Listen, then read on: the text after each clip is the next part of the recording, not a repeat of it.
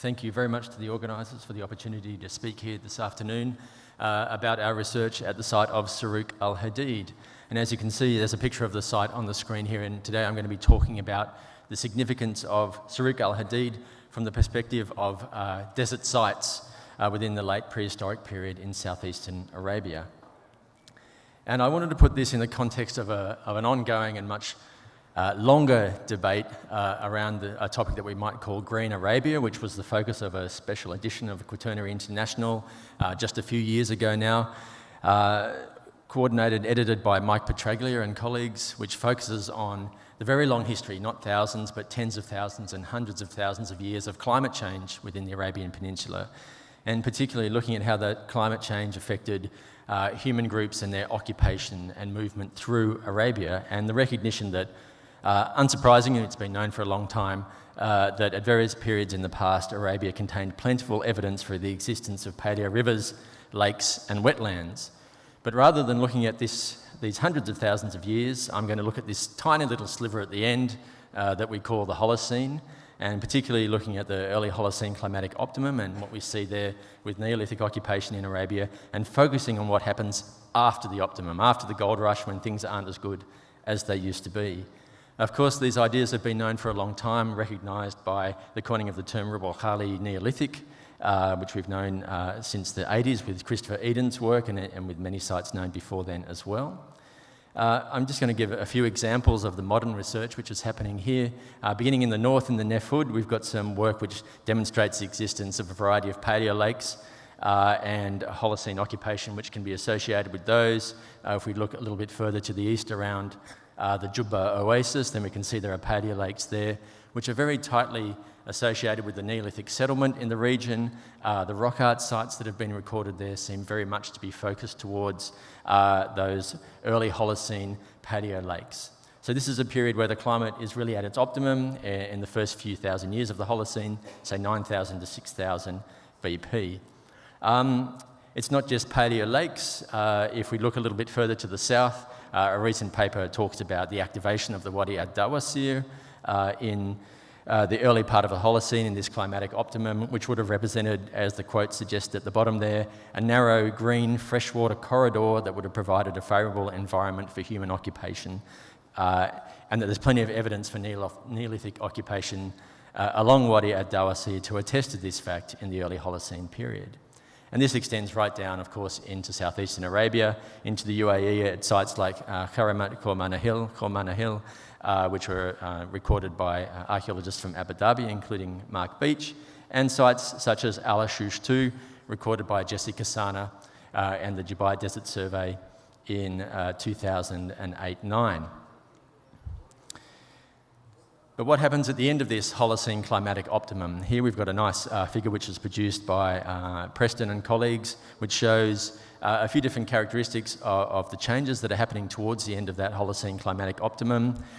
The climatic optimum itself really associated with this peak of Neolithic occupation in the region, moving on to a real move towards seemingly the exploitation of coastal resources as we move into the period after the Holocene climatic optimum.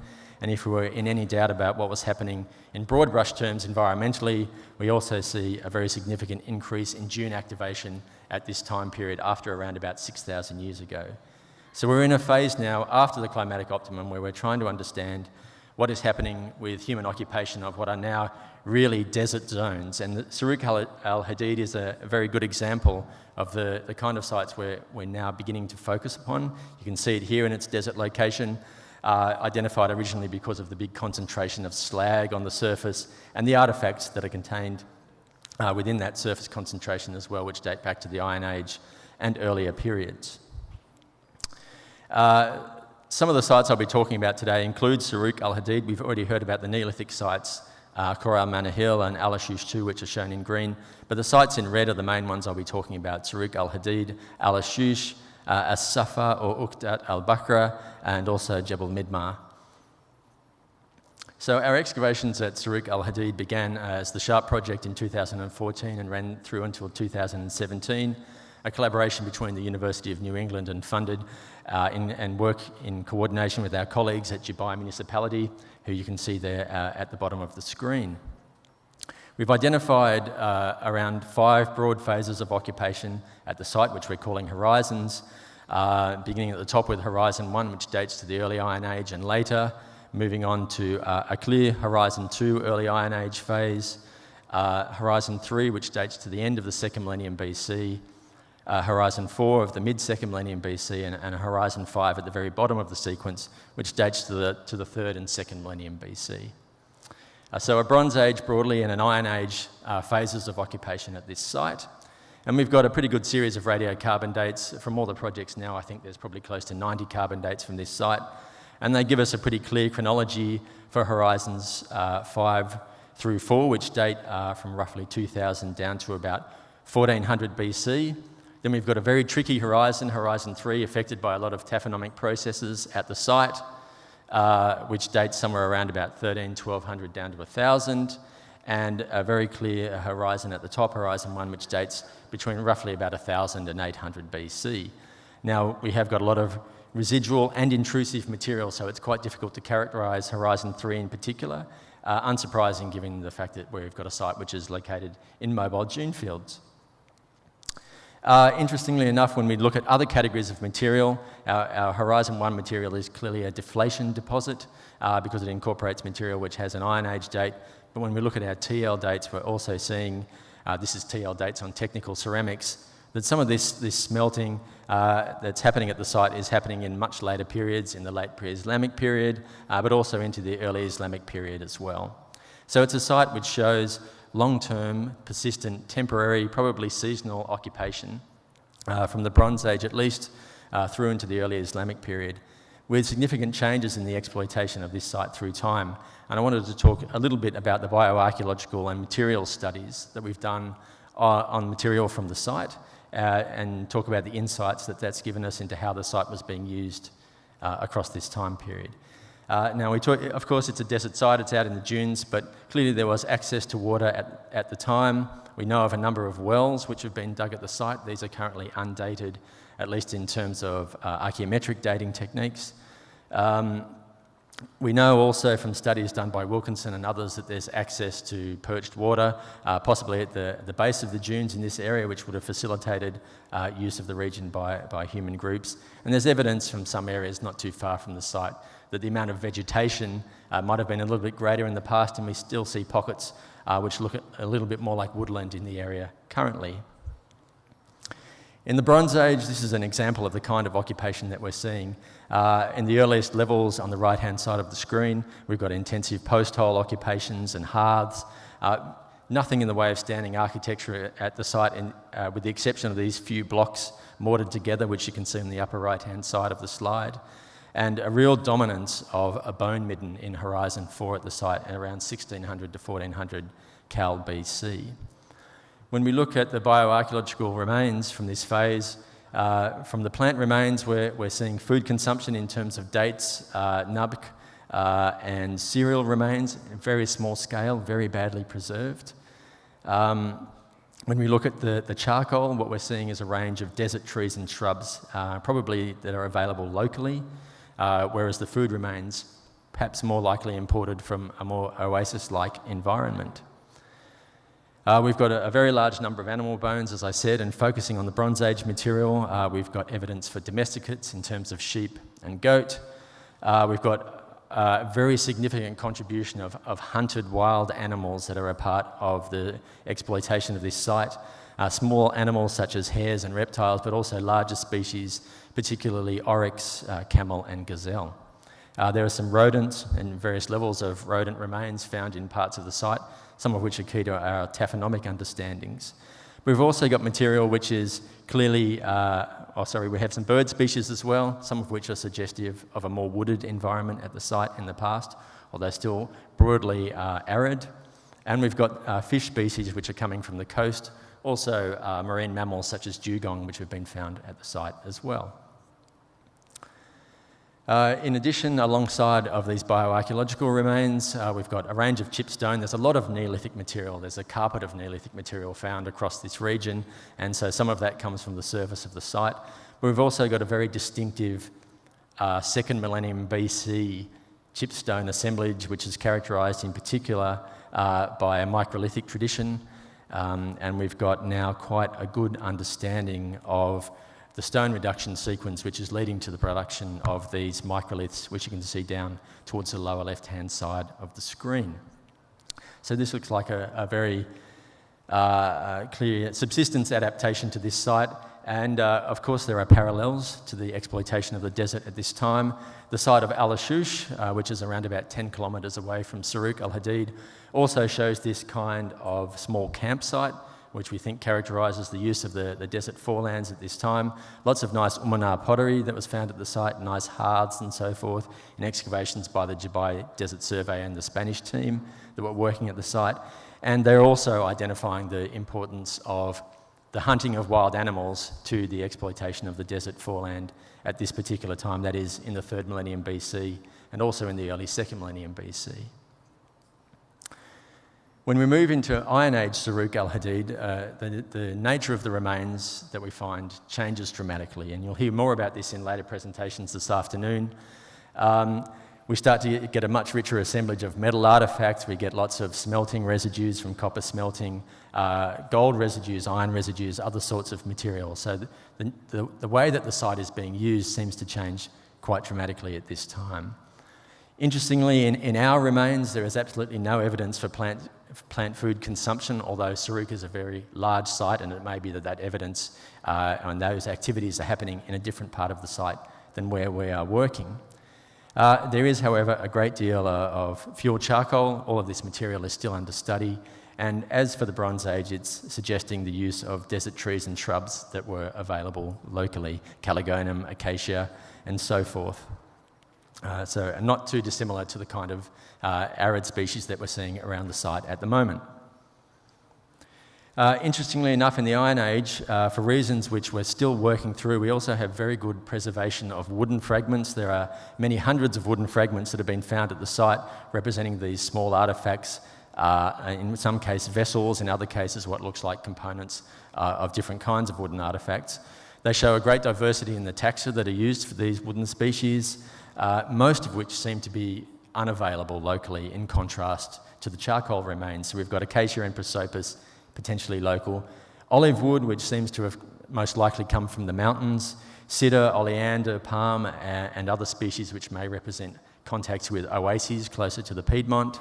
And also coastal species such as mangroves and species which are entirely exotic to the region, such as pine and ash. And you can see a little breakdown of a study of some 400 of those fragments in the pie chart on the right-hand side, and these olive trees which have been documented up in the Oman Mountains. So a very great diversity of materials which are recorded at that time.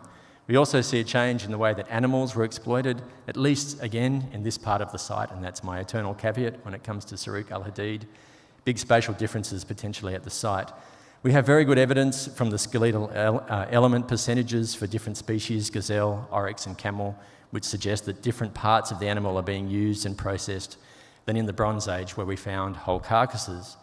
In the Iron Age, what we're finding, no, it's not a deer, this is just an example, all of the black bits on that animal are the things which we're finding in the Iron Age, and that suggests that they're using these areas which are traditionally associated with hide processing, the last components to be left on the hide, suggesting this is what's happening at the site at that time. That is in Horizon 2 in the Iron Age.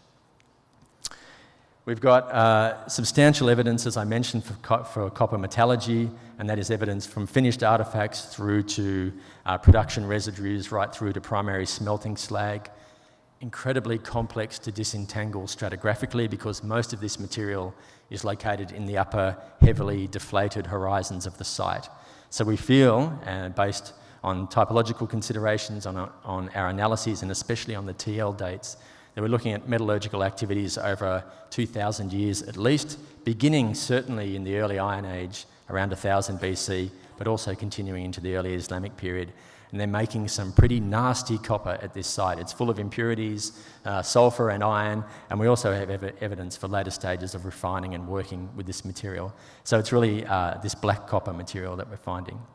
There's a lot of iron, which again makes the site relatively unusual for the early Iron Age. I think we have roughly 200 kilograms of material that are at the site currently. you can see the examples of some of the kind of iron samples that were found on the site, from very impressive, long, complete swords with bone handles that you can see at the top, bimetallic artifacts with bronze handles cast onto iron blades, and many, many thousands of fragments of what look like iron billets or blade fragments. Interestingly enough, in a concerted study of this material, which has been done by my PhD student Ivan Stepanov, we have zero evidence for any iron working at the site. So we don't have any evidence for secondary working, that is forging or these kind of things, and certainly no evidence for primary working or smelting of iron at the site. So it all seems to be very much material which is being worked elsewhere. Lots of gold, also interestingly enough some lead, some antimony as well, which has turned up in recent analyses, and some scrap pieces which seem to tell us something about production at the site, and evidence potentially for other kinds of production activities happening there as well. You're getting the picture now of a change at the site in the Iron Age. We've got some evidence that bone was probably being worked on the site, lots of bone handles which have been found, particularly in the upper phases of the site, horizons 1 and 2.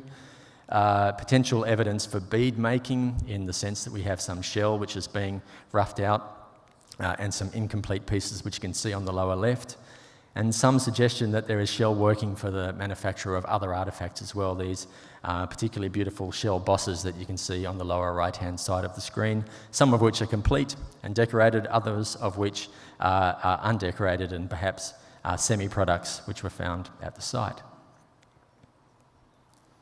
Okay, so the picture from the archaeological research, the archaeobotany, the zooarch, and the archaeometric studies is one of transition, from a subsistence adaptation at the site in the Bronze Age to one in which craft production seems to be really quite significant in the Iron Age. And we've got raw materials in a range of raw materials: copper, iron, gold, shells, bone, hide, wood.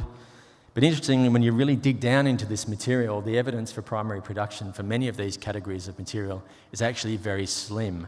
We could probably say we're certain about copper production, the period's a challenge. We're certain about the hide production, but the evidence for the other materials is much more circumstantial, and we still will benefit from a great deal more of intensive archaeometric research on this material. So rather than saying that all of this material is being produced at Saruq al-Hadid, I think that's a question that still needs a little bit closer archaeological investigation. Okay. If we think about Saruq, however, as a production or an industrial site, then there are parallels, and I'm thinking particularly of the site of As-Safa or Uqdat al-Bakra in Oman, found accidentally several years ago and the subject of recent work by a variety of teams. It's very reminiscent of Saruq al-Hadid. It's a site characterised by large amounts of seemingly abandoned early Iron Age metalworking remains, which are in a desert environment. There's all kinds of interesting pit features, as have been found at Saruq al-Hadid, and which you'll hear about, I'm sure, this afternoon in the report from the Spanish excavations. And there are all kinds of interesting remains related seemingly to metallurgical work. And the site has been interpreted so far in a perspective that I would call very strongly utilitarian. It's really seen as a site which was focused on metal production because of the nature of the remains there. But I think if we look at Saruq al-Hadid and we start to look at some of these other remains, we see that there's a different range of interpretations that can also be added in there. There is a variety of snake imagery from the Iron Age horizons at Saruq al-Hadid in both ceramics and metal, which links that site through to other sites which have these recorded snake images in southeastern Arabia, sites like Masafi and Bithna, and also Al-Qasais, which has produced a very similar range of copper snakes. So this kind of ritual or cultic activity seems to be a component of the use of the site in the early Iron Age. And it makes an interesting connection with another site which is called Jebel Mudma or Midma in Oman, which also has the use of snake imagery. It's right on the edge of the desert. It's being worked at by a French team led by Guillaume Gonez, who are doing amazing work on this material, on what is really an excellent collection, an amazing collection of bronzes from the Iron Age. They're regarding that at the moment as a meeting centre for nomadic and sedentary populations living or travelling in the neighbourhood. So again, a site which has playing a connecting role. And interestingly enough, although being a site which is not connected to utilitarian or technological interpretation, also produces residues which have these sort of characteristics of semi-finished metallurgical products. So, in summary, I think what I'm suggesting is really very simple. There is a persistence of interior sites after the climatic optimum. So after Green Arabia, when we're well into something which looks much more like the modern Red Arabia, these sites continue to be a part of the archaeological record. Evidence from Saruq al-Hadid and its comparator sites can be considered in terms of its significance for subsistence practices, for craft production, and also for ritual activities. And it's clearly of significance for understanding regional settlement systems, mobility in southeastern Arabia, and group interactions that were happening in the region in the late prehistoric period. And no doubt the increasing frequency of desert sites in this area has significance for the future of field research in the region. Nearly 10 years ago now, Kasana said that the discovery of Saruq al-Hadid underscored how little we know about the desert regions of southeastern Arabia, and in many respects that statement could still stand. And my last slide, I guarantee I'm finishing now. Here's a little map showing the distribution by nationality of the different projects that are working at Saruq al-Hadid, and I wanted to emphasise again the fact that I'm talking about just one component. It reminded me of the old television show Naked City. There are 8 million stories in the Naked City. This has been one of them. Well, there are many stories at Saruq al-Hadid. You'll hear more this afternoon, and this is the end of the sharp story for today. Thank you.